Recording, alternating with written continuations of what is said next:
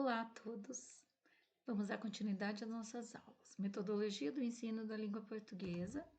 Hoje, a parte 2 da BNCC e a escrita. Nesse tema da aula de hoje, vou falar um pouquinho a respeito do eixo escrita, visando a produção textual. Então, vamos ver quais as relações que esse campo deve ter, né? E o que a BNCC fala das práticas de linguagem e dos objetivos. Iniciando, da mesma forma que na leitura, não se deve conceber que as habilidades de produção de texto sejam desenvolvidas de forma genérica e descontextualizada. Ou seja, tanto a leitura quanto a escrita, a produção de texto deve ter como base um contexto. Situações efetivas de produção de texto que pertençam a gêneros específicos, gêneros que circulam nos diversos campos da atividade humana. Então, nada solto, genérico, geral, descontextualizado, sempre se apoiando em um gênero específico, em um canal específico de linguagem, e que isso faça sentido para o aluno também dentro do seu contexto. Nessa área, os mesmos princípios de organização e progressão curricular, devem valer, mas lembrando que essa organização dentro da prática de produção textual, ela tem que respeitar o papel assumido pelas práticas discursivas em questão. Então, nós temos atualmente um grande aumento de informatividade e dentro da produção discursiva escrita, é necessária uma sustentação argumentativa. Então, para que você escreva algo de forma efetiva e aquilo faça sentido, é necessário também o uso de recursos estilísticos, o estilo da escrita, a coesão, recursos coesivos e autonomia do próprio aluno para planejar, produzir, revisar e editar suas próprias produções realizadas. Então, a organização e a progressão curricular, ela está ali dentro, só que a prática da escrita, ela tem características muito específicas, as quais são essas que eu já citei. Em função do privilégio social e cultural dado à escrita, isso aí é uma questão agora. A escrita, ela tem um privilégio social e cultural, a supervalorização da escrita em relação às outras formas de expressão, né? A oralidade, por exemplo, como nós já vimos. Nesse sentido, tendemos a tratar outras linguagens buscando uma forma de expressão linguística que se aproxime da escrita. Então, essa relação com o verbal, ela é muito presa. Os elementos presentes, as formas de combinação, sem muitas vezes nós valorizamos isso, sem muitas vezes prestar atenção em outras características de outras semioses, a produção de sentidos. Então, variações de tom, de fala, de ritmo, intensidade, a ocupação do espaço, a forma como um texto ele é elaborado, mesmo de forma oral, isso daí deve ser valorizado como uma produção textual. Muitas vezes, também no escrito,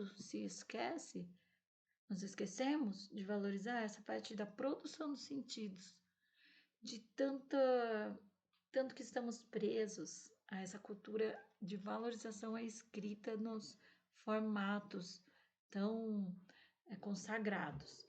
Então, o que isso tudo quer dizer? Que a liberdade ali de criação, de produção de sentidos que o aluno quer impor à sua produção textual deve ser sempre valorizada e respeitada. Por essa razão, cada campo dentro das classificações da BNCC, cada campo vai destacar o que pode e o que deve ser trabalhado em termos de semiose e modalidades. Então, de forma articulada, o que a prática de leitura, escuta e produção pode alcançar, né? Tudo bem articulado, ninguém vai fazer desenvolver só uma habilidade para depois começar a desenvolver a outra. Todas essas competências, elas devem ser trabalhadas simultaneamente. Os quadros dessas práticas, eles vão apresentar essas propostas de prática de linguagem. E a análise, ela não vai se limitar aos elementos dos diferentes sistemas, mas relacionar nas situações de uso. Então, a prática de linguagem, ela vai ser observada e há uma relação ali nos objetivos dessa prática. Isso a BNCC deixa bem claro. Nós vamos ver várias tabelas a respeito disso. O que seria comum em todas as manifestações de linguagem é que elas sempre expressam algum conteúdo ou emoção. Então, a linguagem vai narrar, descrever, subverter, recriar e criar, argumentar, produzir sensações, veicular uma apreciação valorativa, né? Sua opinião, o valor que você dá àquilo, a valoração. E organiza diferentes elementos. Então, são graus, intensidades, tudo dentro de uma mesma possibilidade de expressão. Então, a narração, a produção de um discurso, vai envolver todas essas manifestações de linguagem. E o que deve ser buscado? A articulação das dimensões. Então, todas essas dimensões devem estar bem articuladas para que haja uma produção de texto que faça sentido, que produza sentido tanto para o aluno, para quem produz e para quem lê. Então, a leitura está também envolvida nisso. E a separação dessas práticas, tanto de você ter a prática da escrita, quanto de análise de texto, vai se dar apenas para fins de organização. Nós vamos ver no próximo eixo a análise textual também. E por que estão separados os eixos? Por organização curricular, organização de método, mas todos esses casos, essas práticas vão se interpenetrar, retroalimentar e se desenvolver de forma concomitante. E isso que é que se espera, né? Que todas essas competências e habilidades sejam desenvolvidas pelos alunos de forma simultânea. Então, vamos ver um pouquinho a uma tabela de práticas de linguagem e objetos de conhecimento, as relações entre elas. Quais são as práticas de linguagem adequadas e qual objeto do conhecimento vamos obter com isso? Do primeiro ao quinto ano, então, na língua portuguesa, podemos ver 3 práticas, né? A produção de texto, inicialmente, que pode ser a escrita compartilhada e autônoma. Planejamento de texto. Quais objetos de conhecimento?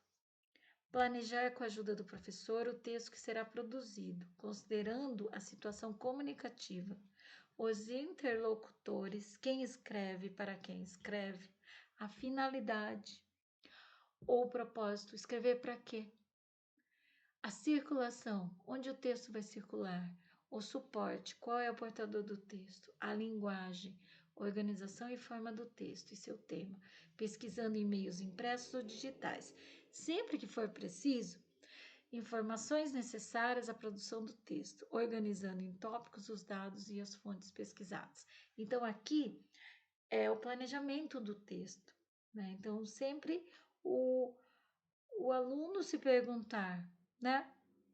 Para quem que escreveu, para qual finalidade, onde que vai circular esse texto, qual que é o suporte, né? Onde que foi escrito. E essa organização, ela auxilia no planejamento e faz com que a produção de texto seja mais efetiva. atualmente, seguindo a BNCC, os livros didáticos, né, as apostilas, elas estão seguindo essa orientação. Ao lado, geralmente, das atividades, tem já essas perguntas, elas são feitas para o próprio aluno, né?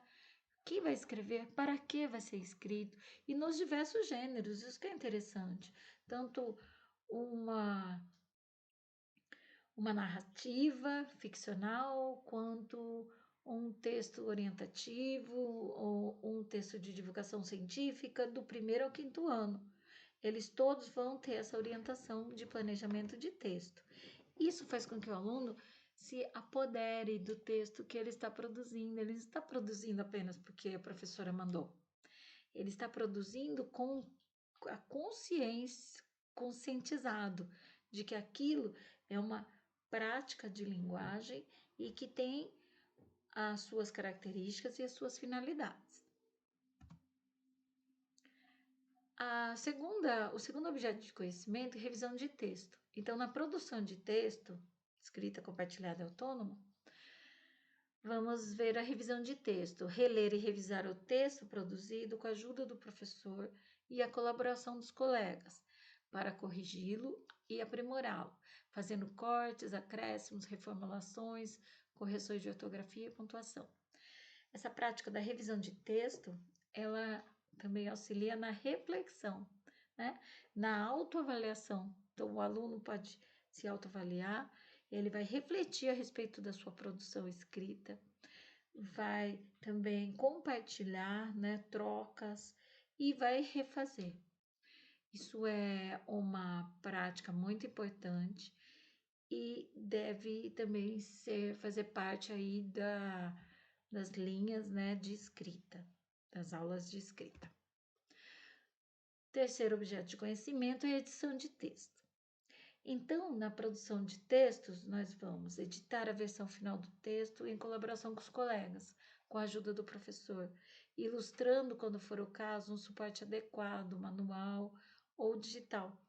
Então, essa versão final é uma edição ali do texto que já foi planejado, já foi revisado, e na versão final, o aluno ele vai entender ali como uma produção finalizada e realizada da forma como ele planejou. E esse resultado também é muito importante para que o aluno se sinta valorizado e ele mesmo valorize essa ação, né? Não apenas também um trabalho ali que foi um trabalho que a professora pediu, né? Mas que seja ele como produtor, né? O agente produtor daquele texto. Então, finalizando essa segunda parte, na próxima aula vamos ver os campos de atuação e mais um pouquinho a respeito da BNCC, o que a BNCC fala da escrita. Aqui minha bibliografia, a BNCC tem o link que vocês podem acessar. O ideal é que vocês salvem o arquivo inteiro e fiquem consultando para todas as áreas que estão lá direcionadas, ok? Até mais.